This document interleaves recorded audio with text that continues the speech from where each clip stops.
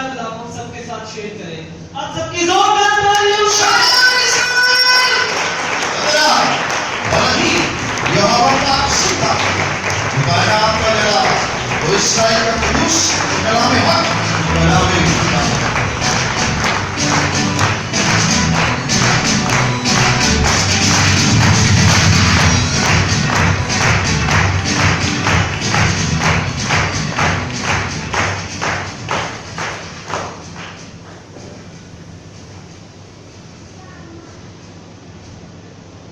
کاشوا کی کتاب اس کا 16واں باب اور اس کی 12ویں آیت دیکھیے.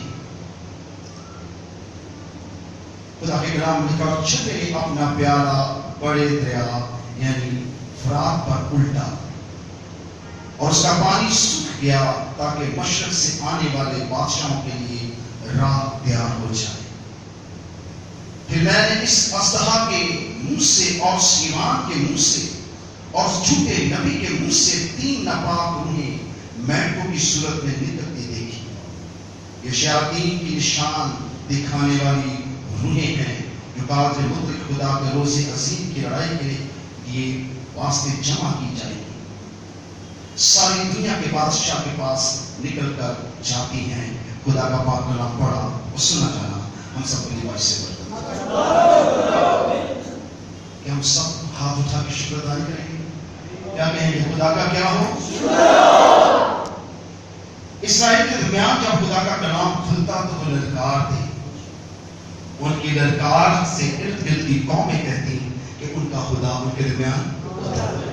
ابھی ہم گا رہے تھے وہ یہوہ کلام ایک ہوتا سننے والے لاکھوں کروڑوں ہوتے ہیں پر ہر ایک کو خدا اپنی روح کے موافق سکھاتا ہے.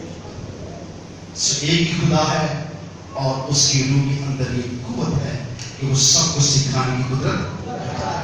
تو چاہتے ہیں آج کے کلام سے ان کی آنکھیں کھل جائیں اور وہ ابلیس کو پہچانیں, اپنے خدا کے نام کی تمجید کریں, جان دینے تک وفادار رہیں تاکہ زندگی کا تاج ایک بلند نعرے سے خدا کے کلام کی تاثیر کریں.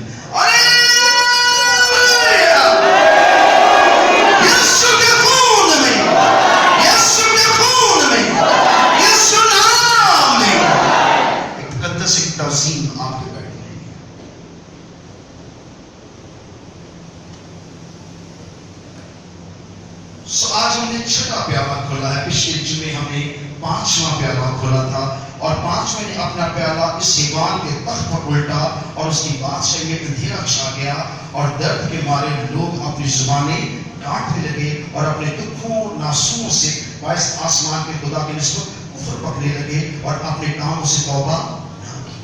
پچھلے جمعے کا میسج تھا. یعنی اس حیوان نے یہ پیالہ 5واں پیالہ جو پچھلے جمعے میں کھولا تھا حیوان کے تخت پر الٹ دیا. یعنی کہ ابلیس کی کیا ہو گئی ہے, کیا ہو گئی ابلیس کی شامت آ گئی. ابلیس کی کیا ہو گئی ہے, شامت آ گئی. سو سب آنکھیں پوری دنیا ابلیس کا انجام دیکھیں گے اور ان لوگوں کا بھی جو ابلیس کی پرستش کرتے ہیں, ان بت پرست قوموں کا اور ان قوموں کا جو یسوع کو رد کرتی ہیں. خدا انہیں اپنے انجام کو پہنچائے گا اور آنے والے دور کے اندر جو 6واں پیالہ ہے جو میں نے آج کھولا ہے اس پر پھر نگاہ کریں گے. اور 6ویں نے اپنا پیالہ بڑے دریا یعنی فرات پر الٹا اور اس کا پانی سوکھ گیا تاکہ مشرق سے آنے والے بادشاہوں کے لیے راہ تیار ہو. دریائے فرات بنی اسرائیل کی جو سرزمین تھی, داؤد کی جو بادشاہی کے دریائے فرات تک محدود تھی. ایک بڑا دریا ہے جہاں جہاز بھی چلتے ہیں اور یہ دریا لوگ سوچتے ہیں یہ کبھی سوکھ نہیں سکتا کیونکہ یہ ایسا بڑا دریا ہے کہ اس لیے یہ میلوں میل لمبا ہے اور اس کی چڑھائی کی انتہا نہیں ہے. یہ عراق کو فلسطین کو لگتے ہوئے یورپ تک پہنچتا ہے. یہ یورپ سے جدا کر دیتا ہے اسرائیل اور یہ بہت بڑا دریا ہے اور اس کے بارے میں لوگ کہتے ہیں کہ یہ بہت ایک وسیع دریا ہے اور اس کا سکھ ناممکن ہے.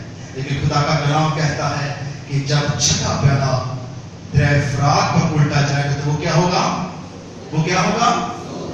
شاباش، کیا ہوگا؟ وہ کیا ہوگا؟ سوکھ جائے گا. کیوں؟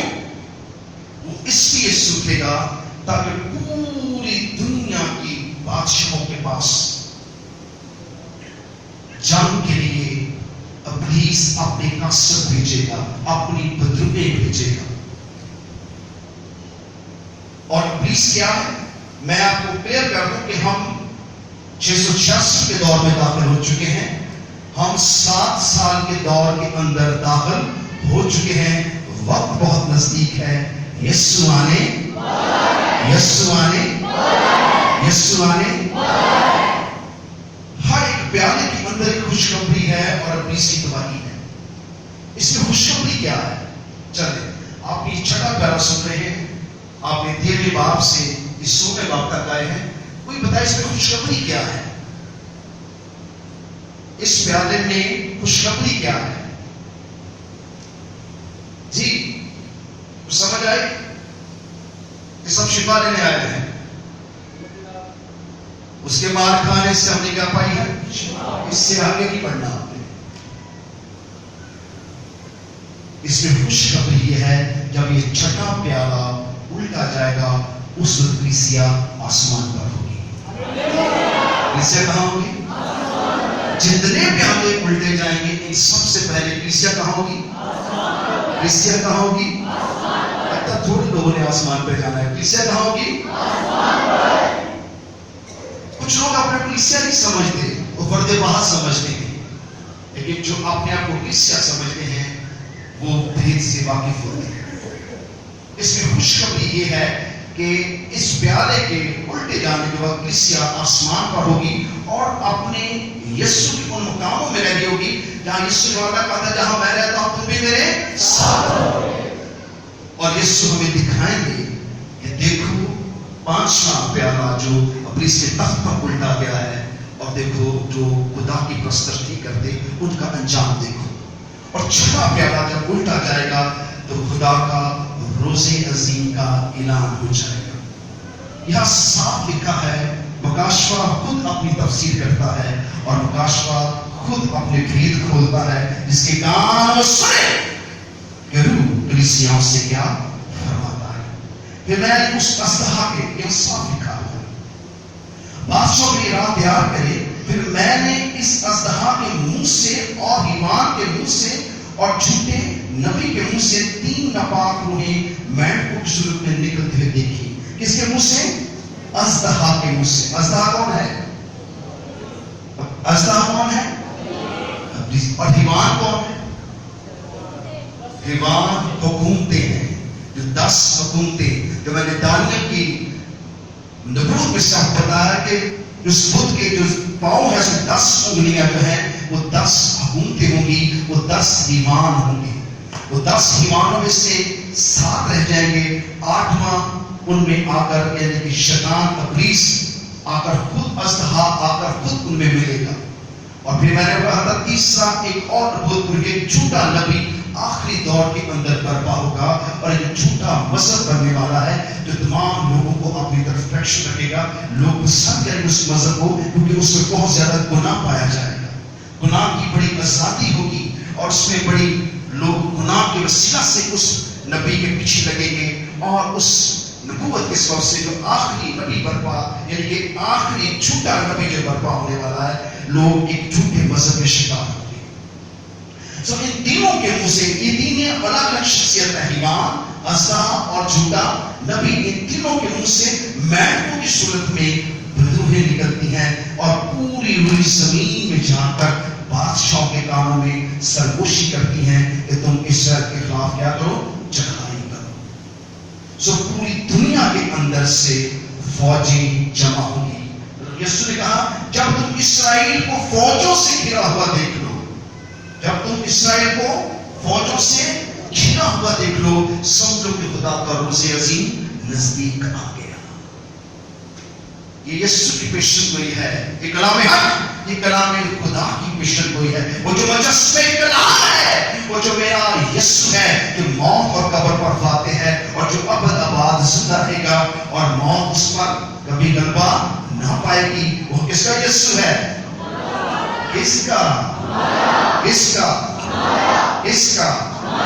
سو فکر کریں کہ آپ کا یسوع اتنی بڑی قدرت رکھتا ہے۔ تو یہ فخر اور گھمنڈ کی بات بھی ہے، یہ کبھی سی گھمنڈ نہیں ہے بلکہ یہ حق تعالیٰ کے بیٹے پہ گھمنڈ ہے، اور اس گھمنڈ کا اقرار کرنے والے آسمان کی وسطوں میں سمائیں گے، اور جو اس پر یقین ہی رکھتے ہیں وہ درائے فرات کی مانند سوکھ جائیں گے۔ تو درائے فرات کو کس نے سکھایا؟ کس نے؟ یہ وہی خدا ہے جس سے بحر کلثم کو کھول دیا۔ دنیا کہتی ہے کہ بحر فرات جو ہے وہ ایک بڑا دریا ہے، وہ نہیں سوکھے گا، مگر خدا کہتا ہے کہ میں اسے کیا کر دوں گا؟ خشک کر دوں گا، تاکہ فوجی وہاں سے جو خشک ہوگا، فوجی کے لیے یہ بہت اچھا موقع ہے کہ ہم تیزی کے ساتھ فرات کے رستے سے نکل کر اسرائیل میں داخل ہو جائیں، اور جمع کہاں ہوں گے؟ ہر مجدوم کی جگہ پر۔ یہ ایک ایسی وادی ہے جہاں اسرائیل کو گھیر لیا جائے گا۔ خدا کس کا خدا ہے؟ کس کا؟ کس کا؟ اس نے کہا میں اسرائیل کا خدا ہوں، میں اسرائیل کا قدوس ہوں۔ اس کا نام ہے، خدا کا نام کیا ہے؟ ابراہیم، اسحاق اور یعقوب کا خدا ہے۔ وہ اسرائیل کا کیا ہے؟ قدوس ہے، یہ اس کا نام ہے۔ اور اس نے کہا کہ جب اسرائیل کو چاروں طرف سے گھیر لیں گے، سمجھو کہ قیامت کی گھڑی نزدیک پہنچے، اور اس سے پہلے یسوع اپنی دلہن کو لے کر آسمان کے مقاموں پر سما چکا ہوگا ایک پوشیدہ آمد کے تھرو۔ اگر آپ اس کے لیے تیار نہیں ہیں، یہ پیاروں کا خوف میں آپ کو اس لیے دے رہا ہوں تاکہ اگر آپ نے اس گھڑی کے لیے اپنے کو تیار نہ کیا تو آپ اس گھڑی کو پہنچیں گے کہ جہاں فوجیں جو ہیں یروشلم میں داخل ہوگی، اور فوجیں مسیحوں کے خلاف بھی کھڑی ہو جائیں گی، اور مسیحوں کو بڑی کثرت کے ساتھ آخری ایام میں قتل کیا جائے گا، لیکن وہ سب خدا کے لیے برکت کا باعث ہوں گے۔ لیکن جو ایمان کے ساتھ عبادت پرستش کرتے ہوں گے، جو دلہن بن کر اپنے کو تیار کر لیں گے اور راستہ کر لیں گے، وہ کیا کریں گے؟ وہ کیا کریں گے؟ کیا کیا ہوگا ان کے ساتھ؟ لگتی آپ کی باتوں سے بڑا سوچ ڈر ڈر کہہ رہے ہیں، کہاں ہوں گے وہ؟ تو آسمان کہاں ہے؟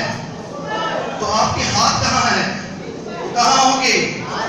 آسمان پر۔ یہ خدا کا وعدہ ہے۔ ہاللیلویا۔ آئیے پاک خدا ان کے لیے زور کریں۔ یہ بہت خوبصورت وعدہ ہے، یہ ایسا خوبصورت وعدہ ہے کہ قومیں اس وعدے کے اندر شمار نہیں کرتی۔ قومیں کس کا انتظار کرتی ہیں؟ تو ہمیں کس کا انتظار کرتی ہیں؟ وہ تو اچھا بھی نہیں ہے۔ جب ساتواں پیالہ اگلے میں کھولوں گا تو آپ اس کے اندر ایک قیامت برپا دیکھیں گے، جیسے نوح کے دور میں ہوا وہ پھر ہوگا۔ ایک ہی چیز سے خدا مارے گا۔ خدا نے وعدہ کیا ہے کہ وہ انسان کو پانی سے نہیں مارے گا، اس لیے اس نے درائے فرات کو کیا کر دیا؟ سکھا دیا۔ خدا اپنے وعدوں کا پکا ہے اور اپنے لوگوں کو چھڑانے کی طاقت رکھتا ہے۔ میں ساتویں پیالے میں اس بات کو کھولوں گا کہ انسان آنے والی اس بڑی آفت سے تباہ ہوگا۔ صرف انسان ہی نہیں، ہر وہ چیز جو خدا کے خلاف کھڑی ہوئی ہے خدا اسے برباد کر دے گا ایک لمحے کے اندر۔ ایک لمحے کے اندر یہ ہونے والا ہے۔ یسوع نے